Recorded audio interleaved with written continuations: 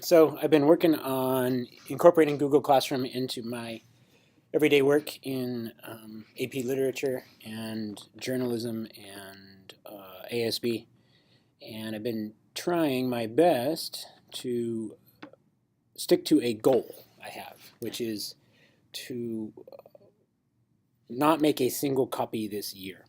And although we're only a couple weeks in, I've been pretty successful in that endeavor. But I thought I'd share with you how I'm working on trying to have more meaningful discussions that don't just happen inside the class with the dominant kids, but also happen outside the class with students who are a little maybe more reticent, a little more uncomfortable in speaking.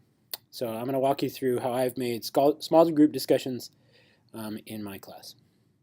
So Google Classroom is something that all of you have seen, I'm sure, and I have classrooms set up for both AP Lit and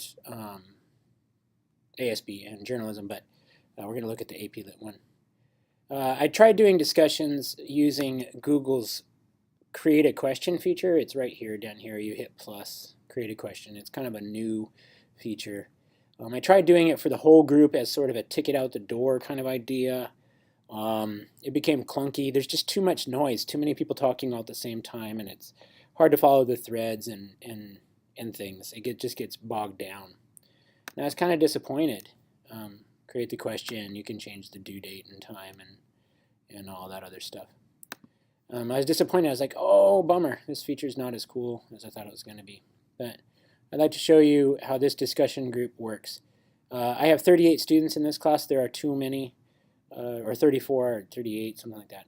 And too many to have all talking at the same time. So I broke them into smaller groups by group number, and I put their names, Celia, Akash, Francisco, Trenton, and Kyle. I put their names in each of the discussion groups. So here's a second group and such forth and so not. And I pose the question. I make it live on Sunday night.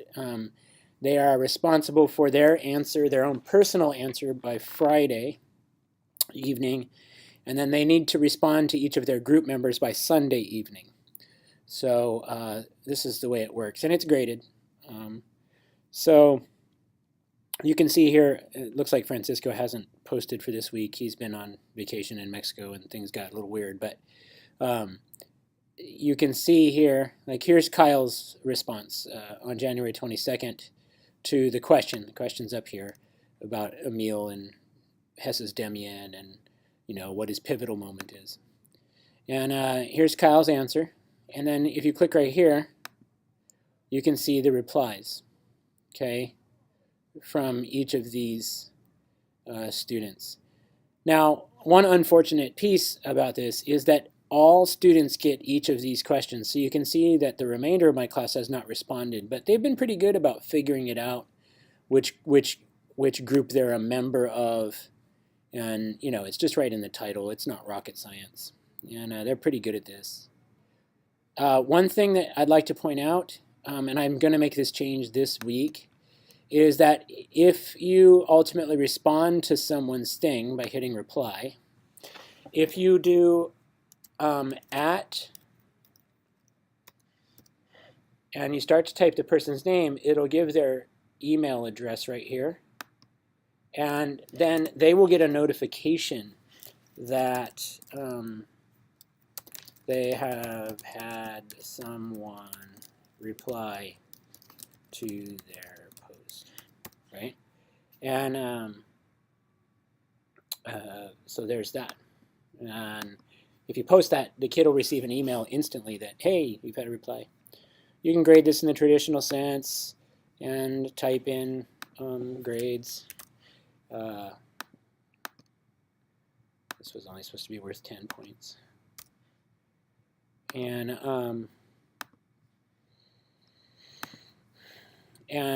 so you can reply. And then the other thing that's interesting is, let's see, I just checked Kyle and I want to return it. I can shoot Kyle an email that says,